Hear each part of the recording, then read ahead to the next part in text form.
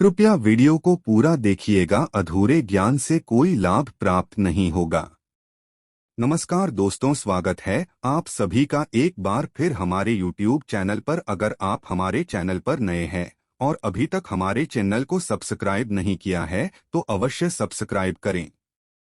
दोस्तों, भगवान श्री हरि विष्णु जी और माता लक्ष्मी जी की कृपा पाने के लिए एकादशी का व्रत सबसे बड़ा व्रत माना जाता है। यह व्रत न केवल जीवन में सुख शांति ऐश्वर्य संपदा उत्तम जीवन साथी और कार्यक्षेत्र में सफलता प्रदान करता है, बल्कि मरणोपरांत मोक्ष भी प्रदान करता है। हर एकादशी व्रत का एक अलग और खास महत्व होता है। दोस्तों, आज की इस वीडियो में हम आपको बताएंगे गौमाता से संबंधित एक उपाय जिससे आपको मिल सकता है कभी न समाप्त होने वाला धन प्राप्त करने का वरदान। अगर हिंदू धर्म की माने तो ऐसी मान्यता है कि अगर गौ माता की सेवा निस्वार्थ भाव से की जाए तो घर में माता लक्ष्मी जी का वास होता है। वैसे तो युगों से चला आ रहा है कि गाय को हम कुछ न कुछ जरूर खिलाते हैं। गाय को सनातन धर्म में माता लक्ष्मी जी का स्वरूप भी माना गया है और कहा जाता है कि गाय की सेवा करने से घर परिवार सुखी और संपन्न रहता है। जिन घर में गाय की सेवा निस्वार्थ भाव से होती है उस घर में लक्ष्मी जी की कृपा हमेशा बनी रहती है, और जिस घर में गाय की सेवा नहीं होती है वहां पर अचानक से किसी भी प्रकार के विघ्न बाधाएं आती रहती हैं। वैसे तो कुछ लोग शहरों में भी रहते हैं तो वहां पर गाय पालना संभव ही नहीं है, लेकिन गाय को वहां पर भी रोटी अवश्य खिलाई जाती है। लेकिन कई बार गाय को खिलाने में कुछ भूल हो जाती है। तो दोस्तों, कौन सी हैं वो 3 चीजें जो गाय को नहीं खिलानी चाहिए, आज हम आपको इस वीडियो के माध्यम से बताएंगे। तो कृपया वीडियो को आधा अधूरा न छोड़े, वीडियो को अंत तक जरूर देखें। दोस्तों, गौ माता के अंदर सभी देवी देवताओं का निवास माना जाता है।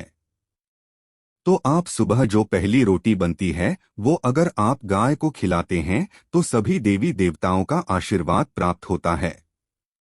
गाय को गुरु के साथ जोड़ा गया है, यानी बृहस्पति ग्रह के साथ, इसलिए गुरुवार के दिन गाय को रोटी पर एक चुटकी हल्दी डालकर खिलाएं तो सुख संपत्ति धन ऐश्वर्य बढ़ता है, दुष्ट ग्रह शांत हो जाते हैं। जो लोग मानसिक रूप से परेशान हैं वह गाय को रोटी पर थोड़ा सा गुड़ रखकर खिलाएं।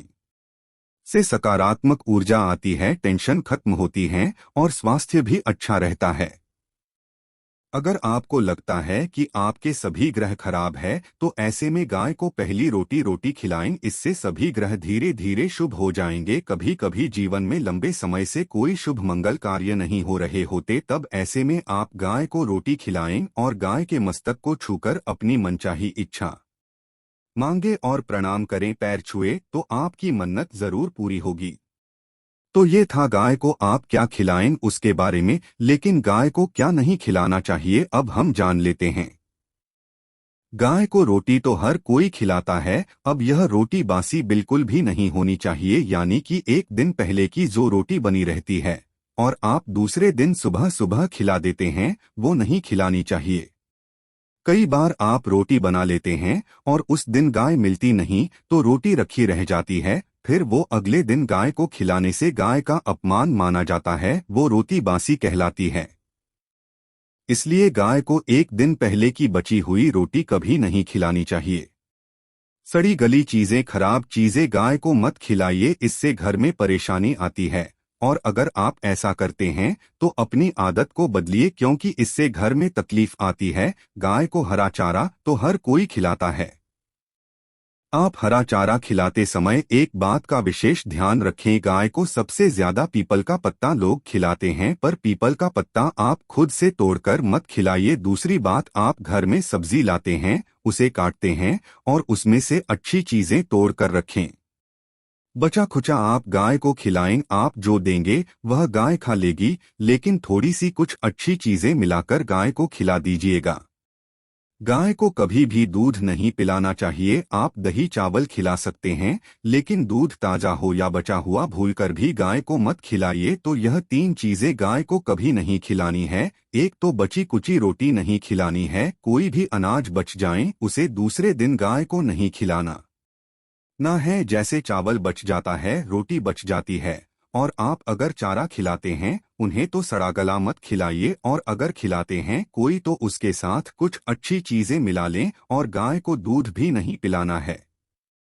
ये चीजें बिल्कुल भी नहीं खिलाएं, नहीं तो घर में गरीबी आती है, माता लक्ष्मी आपके घर में वास करना छोड़ देती है। 84 लाख योनियों के सफर करके आत्मा अंतिम रूप में गाय का रूप दी है।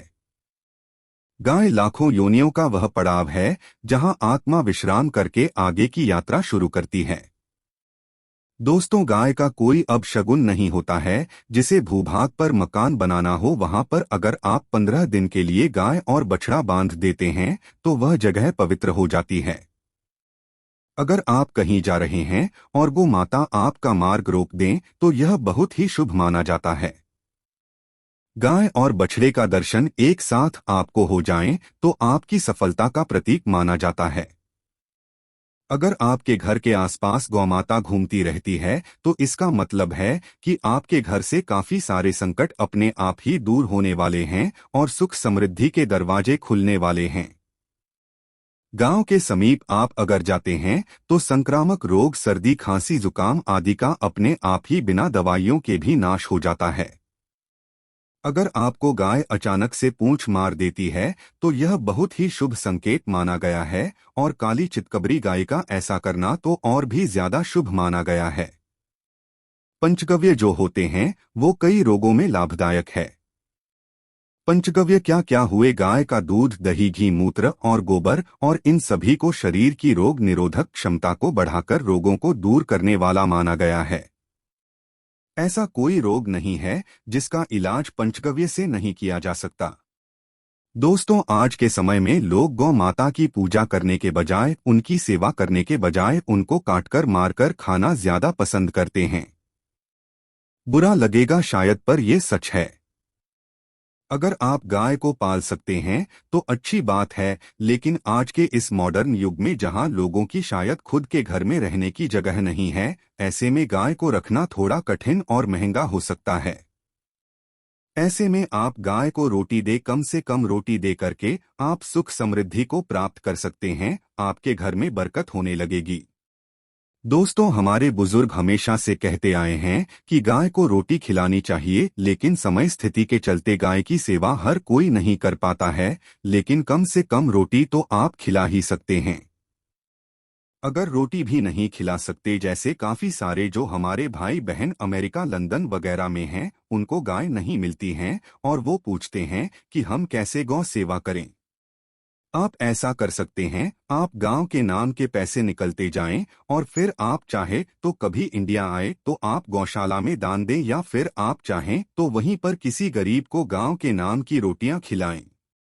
किसी भी अनाथ आश्रम में चले जाएं, किसी वृद्धाश्रम में चले जाएं, किसी भी दूसरे सफेद पशु को आप भोजन कराएं। यह हमारे देश में कई जगह देखा गया है।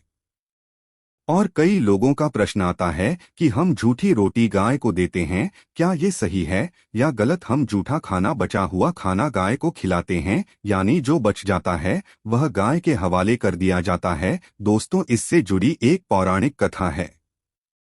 तो आपको बता दें, रामायण काल में गौमाता को एक श्राप मिला था, उसी की वजह से आज उनके साथ ऐसा हो रहा है। और उसी शराब की वजह से गौमाता में देवी देवताओं का वास होने के बाद भी उनको झूठा खाना पड़ता है।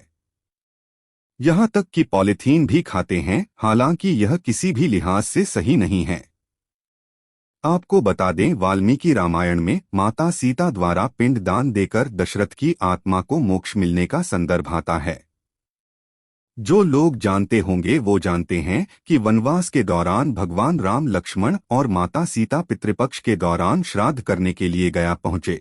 वहां श्राद्ध कर्म करने के लिए जरूरी सामग्री जुटाने श्री राम और लक्ष्मण तो चले गए और सामान लेकर नहीं आए। इधर दोपहर हो गई थी और पिंडदान का समय निकलता जा रहा था। सीता मां घबराने लगी, तभी दशरथ की आत्मा ने पिंडदान की मांग कर दी। तब गया जी के आगे फल्गु नदी पर अकेली सीताजी मुश्किल में पड़ गई और उन्होंने फल्गु नदी के साथ वट वृक्ष, केतकी के फूल और गाय को साक्षी मानकर बालों का पिंड बनाया और स्वर्गीय राजा दशरथ अपने ससुर का निमित्त पिंडदान कर दिया। थोड़ी देर में भगवान राम और लक्ष्मण जब लौटे तो माता सीता ने कहा कि समय निकल जाने के कारण मैंने पिंडदान कर दिया। बिना सामग्री के पिंडदान कैसे हो सकता है, इसलिए राम जी ने सीता माँ से प्रमाण मांगा। तब सीता माता ने कहा कि जो फल्गु नदी की रेत है, केतकी के फूल हैं, गाय हैं और वट वृक्ष है, जो मेरे द्वारा किए गए श्राद्ध कर्म की गवाही दे सकते हैं। इतनी में फल्गु नदी, गाय और केतकी के फूल इस बात को मुँह करके उन्होंने कहा कि सीता माँ झूठ बोल रही है, सिर्फ वट वृक्ष ने सही बात कही। तब सीता जी ने राजा दशरथ का ध्यान करते हुए उनसे ही गवाही देने की प्रार्थना की। दशरथ जी ने सीता माँ की प्रार्थना को स्वीकार करके घोषणा की कि ऐन वक्त पर सीता ने मेरा पिंड दान कर दिया। इस पर श्रीराम आश्वस्त हुए, लेकिन तीनों गवाहों द्वारा झूठ बोलने पर सीता जी उनसे क्रोधित हो गई और उन्हें श्राप दिया। फल्गु नदी से कहा कि जा, तेरा नाम सिर्फ नदी रहेगा, लेकिन तुझमें पानी कभी नहीं रहेगा। दोस्तों, इस कारण आप भी जानते होंगे फल्गु नदी आज भी गया में सूखी ही रहती है। गाय को श्राप दिया कि तू पूजनीय होकर भी लोगों का झूठा खाएगी, और केतकी के फूल को श्राप दिया कि तुझे पूजा में कभी नहीं चढ़ाया जाएगा। वट वृक्ष को सीता माँ ने आशीर्वाद दिया कि उसे लंबी आयु की प्राप्ति होगी और दूसरों को हमेशा छाया प्रदान करेगा, तथा पतिव्रता स्त्री तेरा स्मरण करके अपने पति की दीर्घायु की कामना करेंगी। और यही कारण है कि गाय को आज भी झूठा खाना पड़ता है। केतकी के फूल को पूजा से निषिद्ध बताया गया है। फल्गु नदी के तट पर जल नहीं है। सीता कुंड में पानी के अभाव में सिर्फ बालू रेत में पिंड दान किया जाता है। दोस्तों, शास्त्रों के अनुसार गौमाता में सारे देवी देवता निवास करते हैं। 33 कोटि देवी देवता और पीटर का भी निवास होता है। अगर आप भी किसी मंदिर में नहीं जा सकते, पूजा पाठ नहीं कर पाते हैं, कहीं जाकर के ग्रह दोषों का उपाय नहीं कर सकते, तो आपको गाय को एक रोटी जरूर खिलानी चाहिए। हमेशा कहते हैं पहली रोटी गाय की अगर आप भी खिलाते हैं तो दुनिया के सारे सुखों को प्राप्त कर सकते हैं। आपने अक्सर ही सुना होगा कि रसोई में पहली रोटी जो भी बने गाय को दे देनी चाहिए। हर रोज गाय को एक रोटी देने से आपके जीवन के सभी दुख दर्द दूर हो जाते हैं। खाना बनाते वक्त हमेशा पहली एक रोटी गाय की निकाल दें, इसके बाद ही परिवार के बाकी सदस्यों के लिए आपको रोटियां सेंकने चाहिए।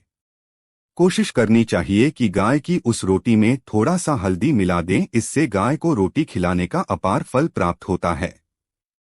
अगर गुरुवार का दिन हो तो लोही ले लें, सने हुए आटे की एक छोटी सी लोई बना लें और उसमें हल्दी मिलाकर गाय को खिला दें। इससे आपके जीवन में शुभता आती है, वैभव आता है, धन संपत्ति का वास होता है। आप जो भी हासिल करना चाहते हैं जिंदगी में, तो आप देखेंगे कि तुरंत आपको मिनटों में वह हासिल हो जाता है। इसी तरह से आपको नमक का एक उपाय बताते हैं। नमक क्या है? नमक के बिना तो हर स्वाद अधूरा है, और साथ ही साथ अगर नमक न हो तो जीवन स्वाधीन हो जाता है। जितना हम खाने में नमक को इम्पोर्टेंट मानते हैं, उतना ही ज्योतिष में नमक को इम्पोर्टेंट ही माना जाता है, और इसे 10 की वस्तु माना गया है। किसी का नमक खाने का अर्थ क्या होता है? उसका कर्जदार होना आपने सुना ही होगा। नमक का कर्ज अदा करना है, इसलिए अगर आप जीवन को सुगम बनाना चाहते हैं, सरल बनाना चाहते हैं, तो नमक का एक आसान सा प्रयोग आपको आज हम बताएंगे। आप देखिए कि कितने आपको पॉजिटिव परिणाम मिलते हैं, और इतना आसान है कि इसके लिए आपको अतिरिक्त मशक्कत करने की कोई जरूरत भी नहीं है। सिर्फ आपको अपने घर में बनी सबसे पहली रोटी लेनी है और उस पर थोड़ा सा नमक रख दें। अब आप पूछेंगे कौन सा नमक रखें? तो सबसे बेस्ट है आप डेली वाला नमक, सस्ता नमक जो भी है वो रखें। काला नमक नहीं रखना है, आपको सफेद नमक ही रखना है। तो नमक रख लें और फिर इस रोटी को किसी कपिला गाय को आपको दे देनी है। कपिला गाय यानी सफेद रंग की गाय को आपको खिला देना है, और अगर आपको कपिला गाय नहीं मिलती है तो आप यह रोटी किसी भी गाय को खिला दें। मगर यदि आपको कोई ऐसी गाय दिख जाए, सबसे पहले सफेद गाय को ही खिलाना प्रेफर करें। दोस्तों आपको बता दें, यह उपाय आपकी हर समस्या को जड़ से दूर कर देता है। चाहे आपके घर में कोई बड़ी कला हो, कोई पारिवारिक वाद विवाद हो, इस उपाय को करके आपके घर में सुख का वास होने लगता है। जो भी धन की कमी हो, बच्चों की पढ़ाई हो, कैरियर में सफलता हो, सभी मुश्किलें आपके जीवन की दूर होने लगती है। लेकिन गाय को रोटी देते वक्त मन में ऐसी कोई भावना लगाकर रखें कि हम रोटी खिलाते हैं या फिर हम बहुत बड़े दानी हैं। अन्यथा इस स्थिति में उन्हें फल की प्राप्ति होना संशय वाली स्थिति देता है। गाय को रोटी खिलाने से नियम से बरकत के अलावा आप देखेंगे धन संपत्ति में दिनों दिन बढ़ोतरी होने लगती है और आपके घर के ग्रह दोषों से आपको मुक्ति मिलती है। अगर आपके भी घर में धन की कमी है तो आपको ये उपाय जरूर करना चाहिए, किसी भी दिन करे। अगर सावन का पवित्र महीना है तो हर दिन शुभ है। आप जिस दिन चाहे उस दिन से कर सकते हैं और आप देखेंगे इस उपाय को करने से आपके घर से धन की कमी बिल्कुल झट से दूर हो जाती है। तो ये उपाय आप जरूर कर लीजिए। आज के लिए बस इतना ही। तो दोस्तों आपको यह जानकारी कैसी लगी हमें कमेंट में अवश्य बताएं। वीडियो को लाइक करें और अपने दोस्तों के साथ भी शेयर करें और कमेंट में जय माता लिखना ना भूलें। धन्यवाद।